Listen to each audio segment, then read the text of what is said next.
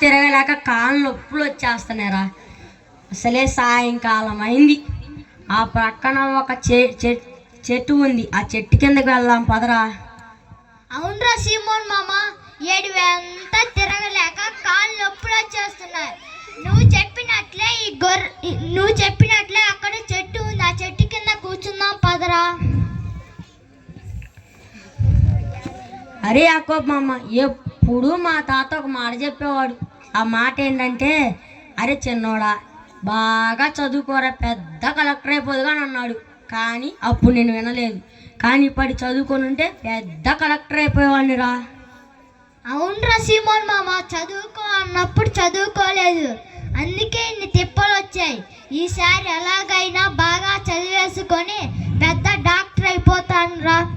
సర్లేరా, చలి బాగా పెడుతుంది, పొలాలు వేరుకొని వచ్చి మంట వేసుకుందాం పదరా. సరేరా.